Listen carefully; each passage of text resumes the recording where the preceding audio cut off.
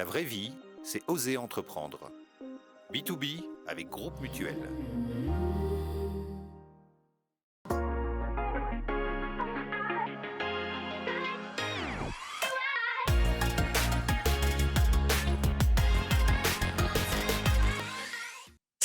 C'est la rentrée également sur Carac. Bonjour à toutes et à tous. Bonjour Frédéric. Bonjour Ludovic et bienvenue dans B2V. Ravi de vous retrouver à mes côtés, qui vous allez remplacer Vincent Magny.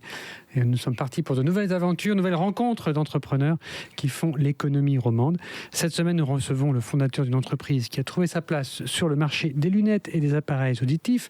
Un entrepreneur qui ne veut plus vraiment être patron, mais pas simplement parce qu'il veut transmettre l'entreprise à ses enfants, on en parlera, c'est parce qu'il pratique l'holacratie. L'holacratie, un mot qui n'est pas si barbare que cela, vous allez pouvoir le découvrir tout au long de cette émission. Bienvenue à vous, B2B, c'est parti.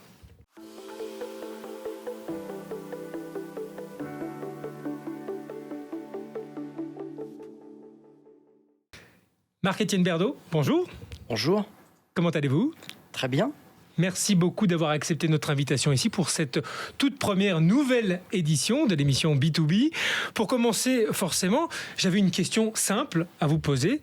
Si vous deviez vous présenter en quelques mots, en quelques minutes, et peut-être nous donner un événement fort et constituant de votre personnalité, qu'est-ce que vous auriez envie de nous raconter ?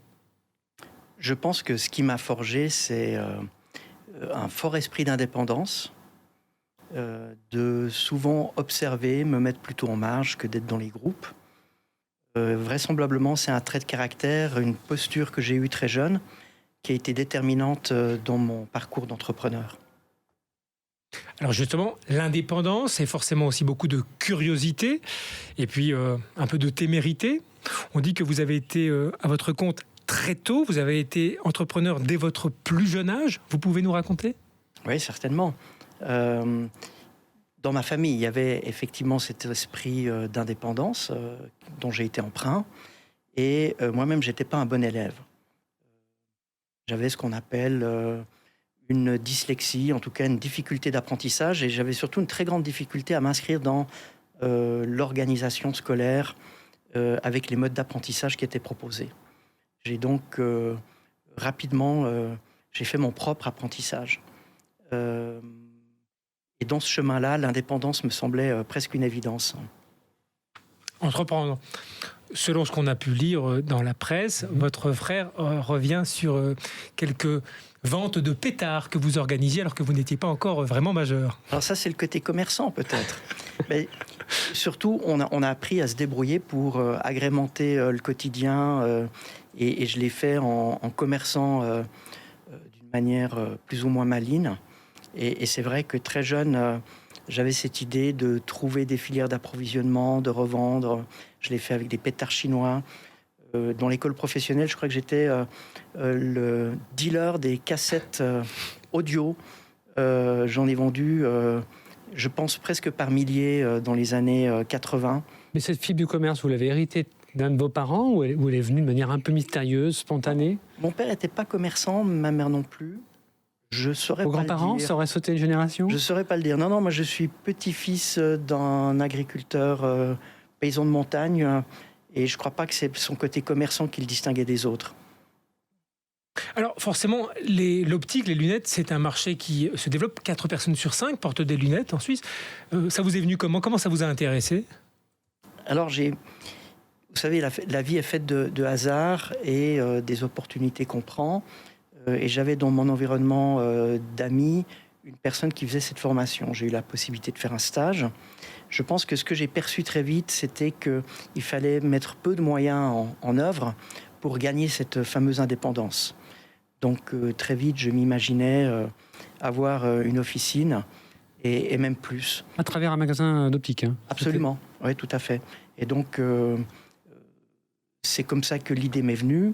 Il y avait l'habilité d'un artisan manuel, il y avait les compétences d'un commerçant, il y avait cette dimension relationnelle, il y avait cette utilité aussi de ce qui était proposé, puisque finalement, nous sommes des entreprises de services avant d'être des commerçants.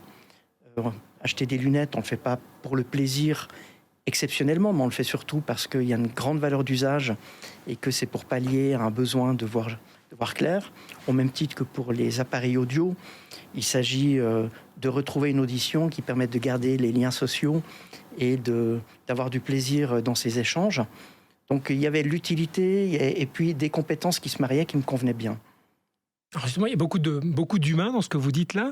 Alors, les lunettes, bien sûr, c'est aussi un outil de santé, mais c'est aussi un accessoire de mode, de personnalité aujourd'hui. Et puisque de plus en plus de monde, finalement, accepte de porter des lunettes, ce n'est plus du tout stigmatisé aujourd'hui d'en avoir. Est-ce que vous pensez que vous avez un rôle particulier dans la société au regard de la personnalité des gens, de ce qui leur est proposé et de ce que finalement vous allez leur proposer ? On a tous une responsabilité, vous et moi finalement dans la société. Dans le cadre d'une entreprise, effectivement, il y a une responsabilité sociale, sociétale, qui est finalement qu'est-ce qu'on va permettre de faire vivre aux personnes comme expérience. D'abord à l'ensemble des collaborateurs, ensuite aux clients. La première étant déterminante sur l'expérience que le client fera quand il rentre dans un magasin.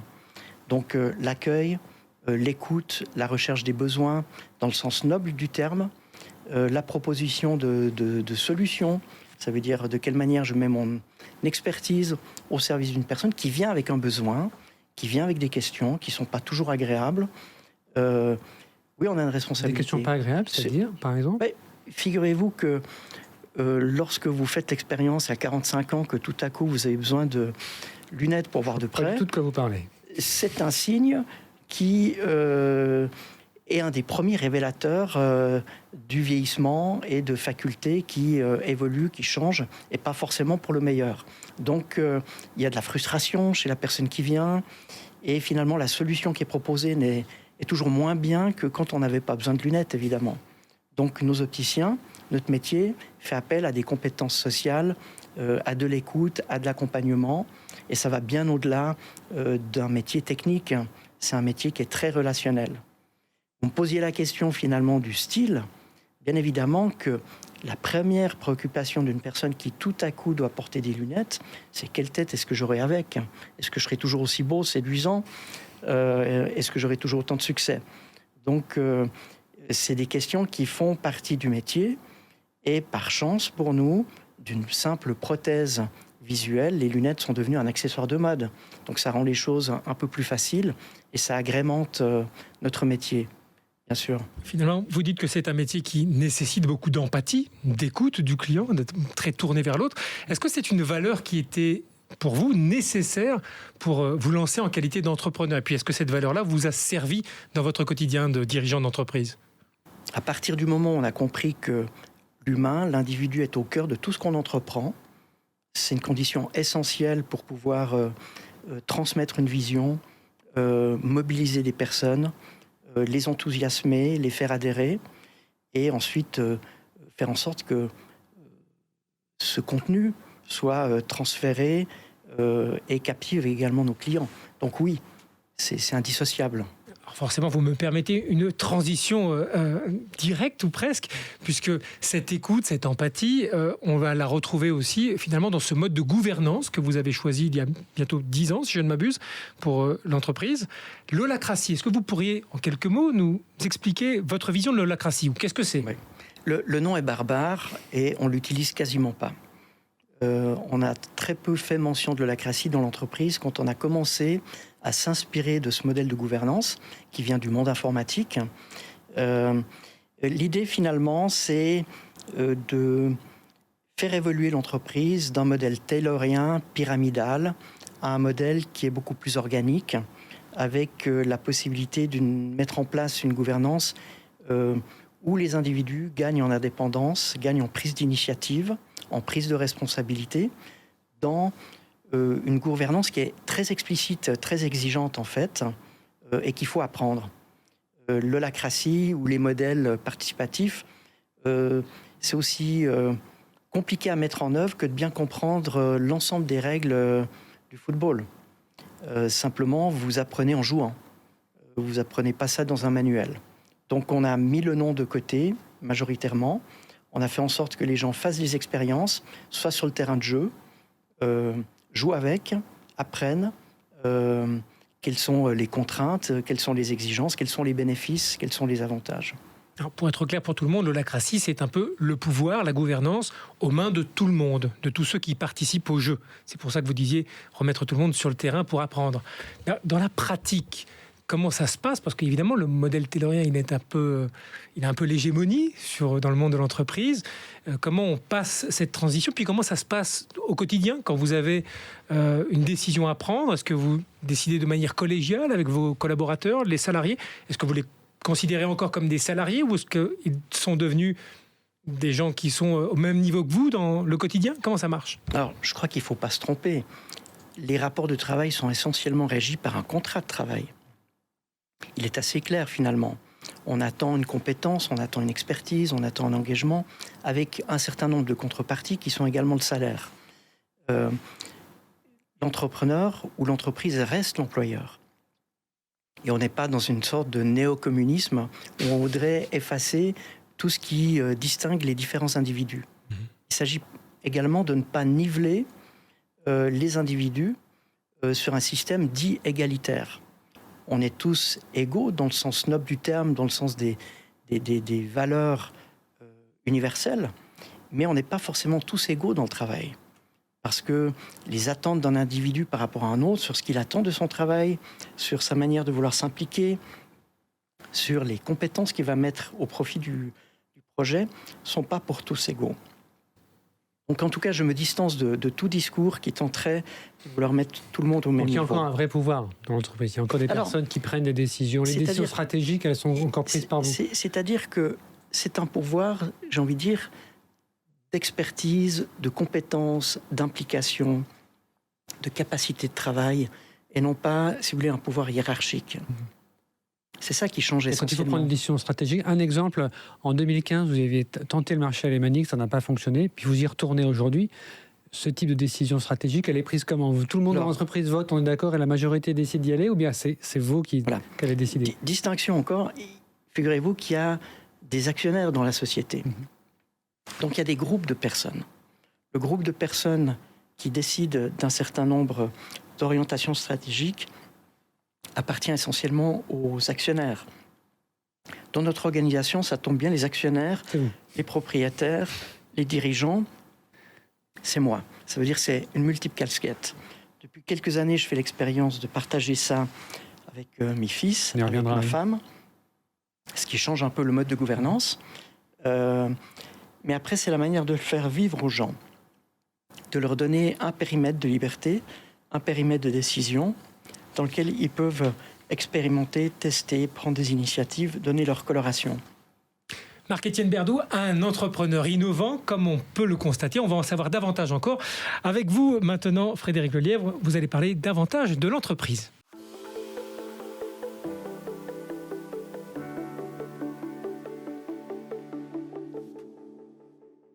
Marc-Étienne Berdoux, l'aventure Berdoux a commencé en 1984 dans le canton de Vaud avec un premier magasin à Écublanc. Aujourd'hui, il existe 20 enseignes de Berdoux Optique dans tous les cantons romans. Le groupe compte 180 collaborateurs. Dites-moi si les chiffres sont justes. Un peu plus de 20 millions de francs de chiffre d'affaires, près de 30 millions si on ajoute 4 magasins que vous avez, je l'évoquais tout à l'heure maintenant, en Suisse alémanique, sous une autre marque, Orsena. Voilà, les chiffres, c'est à peu près juste? C'est à peu près juste, oui, tout à fait. 40 ans d'existence, donc, et la succession qui se prépare, on va y revenir. Mais tout d'abord, Marc-Étienne Berdoux, comment avez-vous fait pour tenir toutes ces années parce que vous n'êtes évidemment pas tout seul sur ce marché. Récemment, il y a eu un géant à se constituer avec le rapprochement d'un Français et d'un Italien, Essilor-Luxottica, leader mondial, 18 000 magasins, donc une très grande dimension. Ils sont présents en Suisse, notamment avec Visilab. Il y a l'allemand Fielmann aussi qui est sur ce marché. Quel est votre avantage comparatif? Je pense que ce qu'une petite organisation peut faire face à ces grandes entreprises internationales, multinationales, qui sont cotées en bourse, qui finalement sont ce sont avant tout des impératifs financiers qui déterminent leurs décisions et leur système de gouvernance. Pour nous, c'est l'agilité. C'est d'autant plus facile lorsqu'on est actionnaire unique dans une organisation, c'est de pouvoir prendre rapidement des décisions qui seront déterminantes pour effectivement produire des avantages concurrentiels. Par exemple? Et typiquement en Suisse allemande, notre positionnement, c'est de nous affirmer comme étant une entreprise suisse, indépendante et familiale, de nous adresser à des opticiens qui sont en âge de retraite, qui souhaitent transmettre leur entreprise, et de nous présenter finalement comme étant une solution proche de leur ADN, qui leur permette la poursuite de leur projet, mais dans une entreprise d'une taille un peu différente, qui est structurée et organisée. Alors même sinon qu'ils pourraient se dire la seule issue pour réaliser une partie de mon plan de retraite qui est mon entreprise, c'est de me tourner vers ces grands groupes internationaux. Mais qu'est-ce que tu aurais de mal avec ces grands groupes internationaux? Écoutez, chaque métier, et en plus lorsqu'il y a une forte tradition artisanale, corporative, a un système de valeurs, a un certain nombre de croyances aussi, qui sont très loin de ce que proposent ces grands groupes comme expérience. Déjà pour les collaborateurs, un modèle familial, ça, la proximité... La culture d'entreprise. Ça, c'est très fort. La question culturelle. Et puis ensuite, la manière de proposer les services aux clients dans la personnalisation de l'accueil, de la relation, également dans la durée. Les lunettes, on en produit depuis un moment, comme disait Ludovic tout à l'heure. Qu'est-ce qui va vous distinguer? Parce que est-ce que vous produisez vous-même les montures, les verres? Comment vous contrôlez cette chaîne de valeur et où est-ce que vous pouvez vous différencier? Alors, nous avons une supply chain qui est partiellement en Suisse. Ça, c'est un des avantages aussi. Toute une partie des verres ophtalmiques qu'on propose sont fabriqués en Suisse. On souhaite mettre en avant ce modèle également de sourcing, d'approvisionnement de manière vertueuse, puisque finalement, c'est des emplois qui sont en Suisse, c'est de l'argent qui circule en Suisse. Il ne faut pas se cacher, on a d'autres sources d'approvisionnement où là, nous sommes directement connectés à l'Asie, sans passer par d'intermédiaires et sans hypocrisie. Dans le sens que la plupart des grandes marques aujourd'hui, qui sont des labels européens, en réalité ont des productions qui se trouvent nulle part ailleurs qu'en Chine, en Thaïlande, qu'en Corée. Voilà. Là, on est beaucoup plus franc, plus direct. Et comme par hasard, les deux grandes entreprises avec lesquelles on travaille sont également des entreprises familiales. On connaît les fondateurs, on connaît les enfants. Et en termes de coût, comment ça se traduit pour le client? C'est vraiment plus cher? Alors, on ne peut pas être plus cher. Dans un monde qui est totalement connecté, où les prix se vérifient en ligne sur les téléphones, et avec la pression qu'on a par rapport au marché transfrontalier, on ne peut pas se permettre d'être plus cher. Ce qu'il faut, c'est qu'on soit performant en termes de maîtrise des coûts et de marge pour véritablement permettre à une entreprise 100% suisse d'exister et de se développer. Est-ce que ça veut dire que les marges sont forcément réduites quand on travaille en local, en national? Alors tout notre travail, c'est de proposer des prix performants aux consommateurs, avec éventuellement la perception d'une valeur ajoutée qu'ils ne trouveraient pas ailleurs, en conservant des marges. Vous savez, c'est Henry Ford qui disait que une entreprise doit faire du profit, sinon elle mourra. Mais il rajoute, si une entreprise ne pense qu'à faire du profit, alors elle mourra certainement parce qu'elle n'aura pas de raison d'être. Et on est dans cette balance. Bon, c'est lui aussi qui disait que tout le monde achètera ma voiture pour autant qu'ils aiment les voitures noires, la fameuse Ford T. Aujourd'hui, qu'est-ce qui tire votre activité? J'ai lu aussi que vous avez évoqué tout à l'heure brièvement la diversification dans les aides auditives. Là, la croissance était très forte. Est-ce que c'est toujours ça qui tire l'activité de votre groupe ou l'optique se porte bien aussi? Alors, ça représente 10% de notre chiffre d'affaires. Donc, par contre, c'est une activité qui progresse, qui fait une progression à 2 chiffres chaque année. D'accord. Donc, c'était presque rien il y a 10 ans. Exactement. Exactement. Et nous avons, aujourd'hui, sur les 20 magasins en Suisse romande, nous avons 11 centres. Donc, on n'a pas tout à fait le même poids dans l'audio que dans l'optique. Mais c'est évidemment un domaine qui se développe bien parce qu'on a innové dans la manière de proposer nos services dans un environnement qui est décomplexé. Aujourd'hui, le principal frein à l'appareillage, il y en a 2. C'est les freins psychologiques, c'est que c'est difficile d'admettre de devoir s'équiper et d'avoir une prothèse auditive. Et puis, le prix. On a travaillé sur ces 2 composantes aujourd'hui et c'est ce qui explique notre succès. Vous êtes bien sûr aussi présent sur le web avec un site internet qui fait vitrine. On peut prendre des rendez-vous, mais j'ai pas l'impression qu'on puisse acheter sur votre site ou acheter une paire de lunettes. J'ai mal regardé ou bien on peut le faire? Vous avez raison, vous ne pouvez pas acheter sur notre site. Pourquoi ? Aujourd'hui, si vous voulez, l'achat des lunettes, vous-même, je vois que vous êtes porteur de lunettes. Oui. C'est un achat complexe. C'est un achat qui nécessite d'investir un peu d'argent.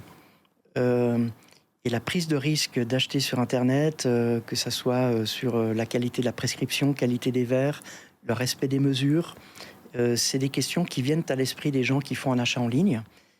Et de plus est, si on porte des verres dits progressifs qui corrigent à la fois la vision et de près, c'est tout simplement impossible. Toutes les entreprises qui ont fait des promesses extraordinaires de développement en ligne, en pure player, ont tous finalement ouvert des magasins et se retrouvent avec les mêmes contraintes de coûts d'exploitation que des opticiens. On pourrait considérer aujourd'hui que tous ces projets sont en échec. On peut donc penser finalement que, à terme, la digitalisation à tout va s'effondrer, que l'humain est irremplaçable. Alors, si on parle des coiffeurs, il n'y a pas de doute. Je pense que, à moins qu'un robot puisse se substituer à un coiffeur, ils ont encore de beaux jours devant eux. Dans tous les domaines, on doit rester extrêmement attentif à toute forme d'innovation et anticiper éventuellement les ruptures qui peuvent provenir. Donc je resterai, si vous voulez, humble et vigilant et on a une veille permanente sur un certain nombre d'innovations. Pour terminer, parlons un peu de l'avenir. Et vous l'avez aussi brièvement évoqué, la transmission de l'entreprise. Sauf erreur, votre fils aîné, Ilias Max, 28 ans, est dans l'entreprise depuis à peu près 2 ans. Tibère Alexandre, le deuxième, serait bientôt dans le groupe. Vous avez parlé de votre épouse qui est aussi là. Comment s'est décidé ce passage de témoins ? Sont-ils déjà, eux, actionnaires ou pas encore d'ailleurs ? Alors du tout, le papa garde tout en main pour l'instant. C'est évidemment des discussions qui vont être entreprises. On a inauguré depuis maintenant 2 mois des conseils de famille. Donc on met en place une gouvernance adaptée. C'est pas le dimanche midi autour d'un repas ? Non, non du tout. Il y a un président qui est notre COO qui préside les séances avec un ordre du jour, avec un espace de discussion dans lequel il s'implique. Et Tibère Alexandre nous a rejoint il y a 1 semaine. Et donc c'est un nouveau mode de gouvernance qui nécessite des ajustements, qui place devant nous des nouveaux défis. Mais c'est assez sympa. Et là, vous allez leur donner l'entreprise ? Ils vont devoir acheter l'entreprise ? Comment ça va ? Est-ce que vous avez réglé ce point-là ? Je pars de l'idée que jamais rien n'est gratuit dans la vie. C'est pour moi, la gratuité est trop chère. Et des commerçants qui proposent la gratuité, tous les consommateurs aujourd'hui savent qu'ils payent à quelque part. Pour mes enfants, mon plus grand souhait, c'est qu'ils puissent être passionnés dans ce qu'ils vont faire, que ça soit dans la poursuite de ce projet ou dans d'autres choses. Je n'ai pas d'autre ambition pour eux. Et pour l'entreprise, si c'est dans cet environnement que leur passion peut s'exprimer, elle doit certainement produire une certaine valeur. Et c'est la valeur qu'ils vont pouvoir développer qui vont leur permettre d'acquérir l'entreprise. Ça, c'est le principe. C'est le principe. Et puis, vous avez un horizon de temps. Vous dites, voilà, dans 10 ans, la transmission sera faite. Ou vous souhaitez finalement, pourquoi raccrocher si vous êtes toujours en forme à 78, 79 ans, que sais-je ? Alors, l'avantage quand on est entrepreneur, c'est qu'on peut imaginer que mon rôle évolue. Je peux tout à fait me voir dans différentes postures, dans différents rôles. Pour moi, ce qui est important, c'est d'avoir des projets, d'avoir envie de me lever le matin, de transmettre, de communiquer. J'espère pouvoir le faire sous des formes différentes. Le pire, ça serait de m'accrocher à ce que je fais aujourd'hui, à ce que j'ai fait par le passé. Donc je le vois plus comme une évolution. Et c'est surtout de garder du lien dans ce qu'on fait avec les différents individus qui nous entourent. Et un jour, des investisseurs étrangers, extérieurs, vous ont proposé de racheter le groupe ou C'est ce qui a déclenché des discussions il y a 3 ans en arrière. Où j'ai réuni ma famille en disant, écoutez, ben voilà, l'heure a sonné. Voilà. Une offre est sur la table, qu'est-ce qu'on fait ? Certains acteurs du marché trouvent que j'ai passé l'âge. Donc il s'agit de réfléchir à la manière dont on veut se projeter dans les années futures. Et j'aimerais que vous y réfléchissiez. Qu'est-ce qui vous fait le plus plaisir aujourd'hui dans votre quotidien de dirigeant ? Je vis des situations complètement inédites parce que, bien sûr que j'ai eu des proches collaborateurs et qu'ils ont contribué au succès de l'entreprise. Mais quand je me retrouve dans des séances en Suisse allemande avec mon épouse, dans une assemblée générale et autres, je lui dis, attends, c'est surréaliste qu'on est en train de vivre là. C'est des sortes de flashs comme ça, de me dire, tiens, la vie nous réserve des surprises, de pouvoir envisager tout à coup, de donner une nouvelle dimension à une relation qui existe depuis longtemps. Et pareil avec mes enfants. L'autre jour, j'observais mon fils en interaction avec des responsables des team leaders de magasins.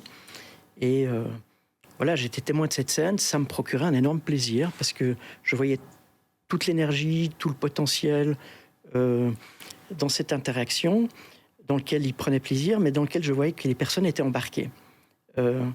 Et l'ensemble des collaborateurs de l'entreprise sont, d'une certaine manière, rassurés aujourd'hui de la tournure que prennent les choses et accueillent mes fils avec beaucoup de plaisir. Alors, côté surprise, nous en avons une également que nous avons gardée et précieusement pour vous. C'est un questionnaire de Proust qui deviendra maintenant certainement le point d'orgue final de ce magazine. Alors, ne bougez pas. J'ai jamais voulu être un autre. La bonne humeur, la générosité. Hayek a pour moi été un modèle. Ne pense pas au succès. Fais en sorte que le plaisir soit ton moteur.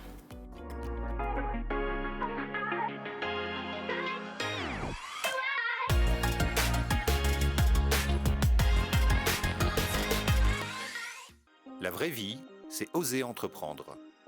B2B avec Groupe Mutuel.